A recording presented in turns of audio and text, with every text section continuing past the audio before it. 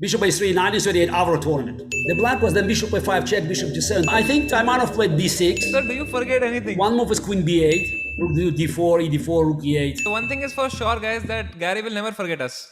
Oh, come on. Yes, so Garry, I'll put up a position. I'm already trembling. We have been trembling since a long time. So I'll put up a position and you have to tell us the move there and the name of white and black player. And if you can guess the year or the tournament, it is up to you, but mainly the move and the players, okay? Let's try. Alright, I put a scorecard here. Let's see how much Garry Kasparov can score here with this. It's going to be epic. Let's go, Sagar bhai. It's on you. Okay, so the first one is this one. And Okay, that's easy. That's you want easy. But winning Capablanca, bishop a3, Nottingham 36. What? Very close, very close. Botwini Capablanca correct. So full point, bishop a3 and 1938. Oh, no. So 1938 Avro tournament. Absolutely. No, sorry. 1938 Avro tournament. Sorry, just, collapse. Bishop a3, 1938 Avro tournament. Okay, 1 point correct. Great start. Wait, here, bishop a3, queen takes? Knight h5 check. Knight Knight h5 h5 pawn check. takes? Yes, then queen g5, and then Wow. and then then king escapes. King escapes, perpetual. Yes, queen takes, g8, and I think he played e7, and then eventually king can escape. Yeah, it's beautifully written in this book, by the way, guys. Garry's book, tremendously written here. Yeah, somehow I don't know why I said Nottingham 36, but that's of course Avro. Yeah, but that was really easy because it was so easy that I just it was sign of relief. So that's Okay. by the way, that's how mistakes are made. Typically, this is when you are really, and then you just you make a stupid blunder. So this one, slightly tougher. Let's see. That's the okay. The first move was queen takes f6. The black was then bishop a5 check, bishop g7. The black was Pachman, I think, who was the prey and the predator in this game. I want to say Petrosian. I'm not sure. Yes, you're right. I won't say Petrosian, and I would say probably 1969. 61 in Bled. 61, yes, sorry, yes. Because there was a one big tournament in 61, Bled, yes. Yes, that was the one. Which the tournament that Fischer won, yes. I'm not sure who won, Fischer beat Tal their first time in his life. That's I remember. That's for sure, yes. And but whether he won the tournament, I'm not sure. I think it's maybe it was still Tal. Probably it was still Tal. Sir, can you tell us any memory with Tal you have? Because we have all just heard stories and we've all just seen games. Any memory that you have that you share with Tal? Who's Tal? Well, look, it's this this is the great story, actually. This is about, it's the moment, a very memorable moment in my life. It's in 1985. So it's November 8th. So I have one more game to go and I have to survive. I'm leading 12-11. If I survive the game 24, I become the youngest champion ever. And I got 2 calls, late at night. One from Botwini, my great teacher. He didn't want to sound sentimental. And he said, Garry, no matter what happens, remember you already deserved, to be there, and you proved that it's the match that they organized, very, very Botwinic style, so just preparing for just, for some sort of, okay, maybe backlash, Botwinic style. And then I got a call from Tal, and probably was a little bit already drunk, saying, young man, tomorrow is my birthday and I expect a good present. Which is true, yes. What a story. By the way, Garry, you remember this? That's actually my game with Tal. Yes, it's the Brussels 1987. Yeah, I'm sorry. Yes, that's that Tal. It's 1987. The last round I had to beat to catch up with Lubojevic, and I think I played Rook F4 here. Oh man, what a move! Yeah. What's the idea of Rook F4? No, I'm just here. I can either bring my queen on F2 or Rook on F1, and he just basically lost because if the moment his queen goes away, my pawn goes on F6. F6, oh. And it's crushed. So I think the game lasted a few more moves. Yeah, it was beautifully. Yes, queen F2. Yes. And now knight. Yes, and now F6. That's Wow. I'm sorry. Yes. Okay. So you were right. Tal did win the tournament, and Fischer finished second in that one. Fischer beat Tal, and it was actually I don't even remember. It was a Sicilian Paulsen with G3. Oh. Oh my god.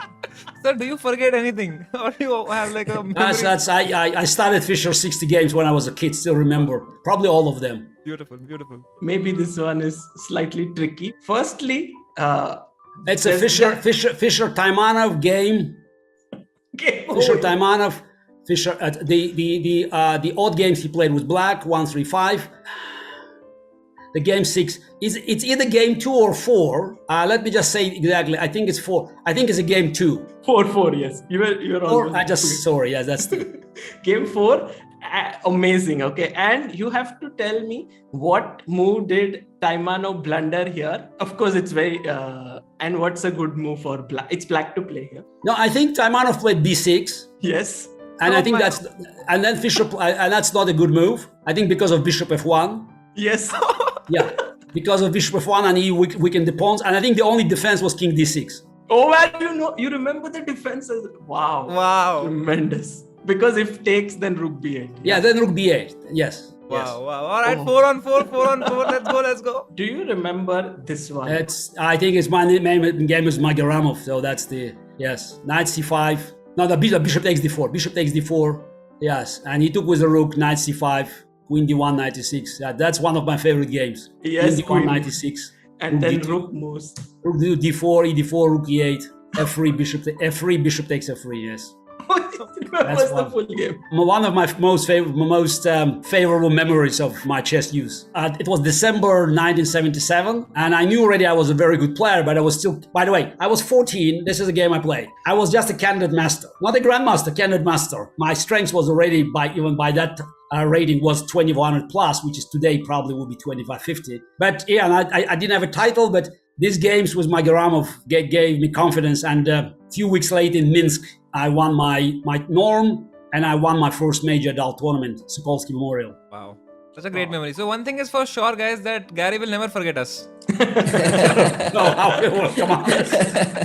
Make something really tricky. Okay, should I? All right. Of course, that's, because otherwise, it's the, Okay, this is tricky. no, that's one no, the only move, but I don't think Yeah, the I move. can. This is a probably modern game. That's why It's from, okay, the small hint, it's from 1930. 1930. Yes. I mean, I put this Was it because... Sanremo? Sorry, no, it was, I put it because you are on an Indian stream, here. So Oh, that's wow, that's definitely, yes, of course, how could I forget it?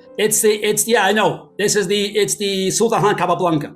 Absolutely. What? Oh. Sultan Khan Capablanca game? Yes. Wow.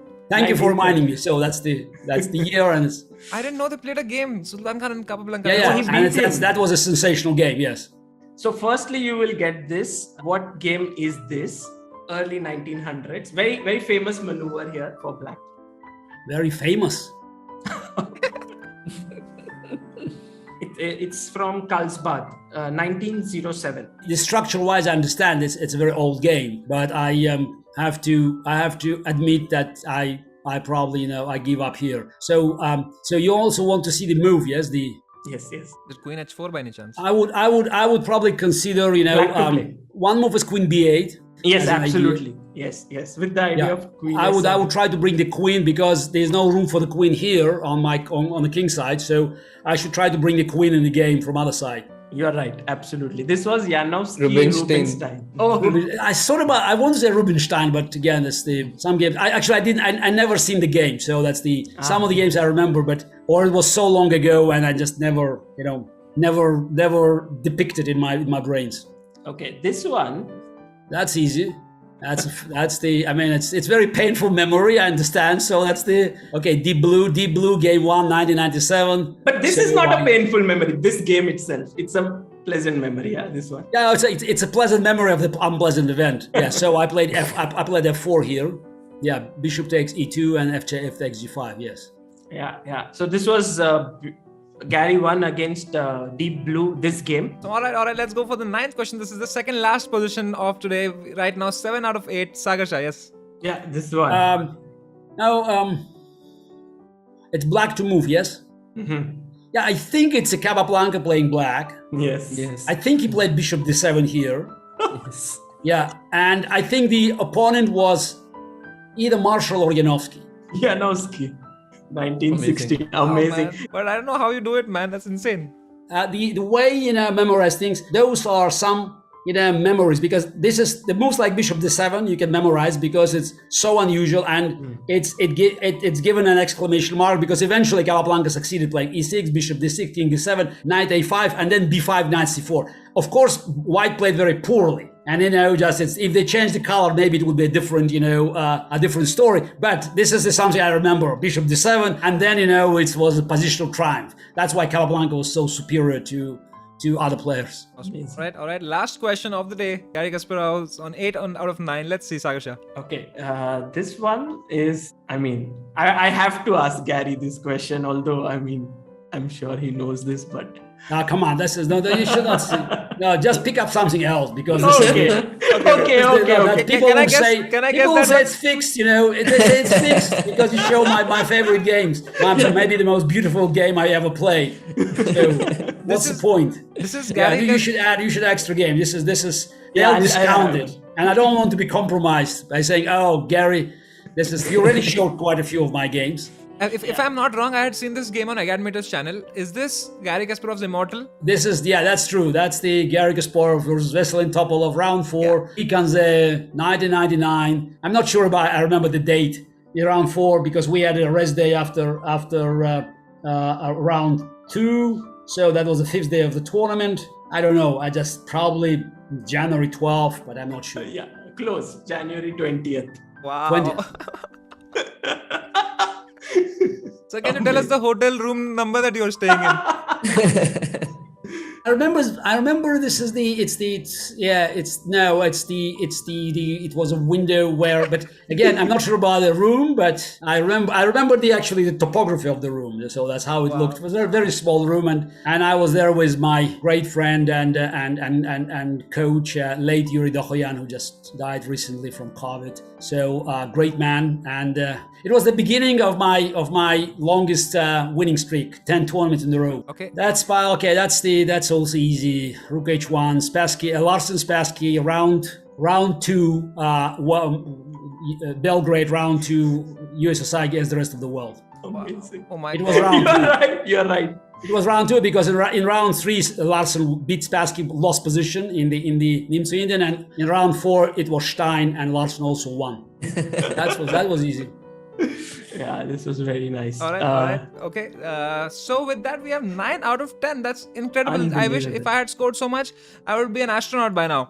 But I think the only thing that's not easy for Garry would be if you show him one of my games. He would be like, okay, this is not easy. But anyway.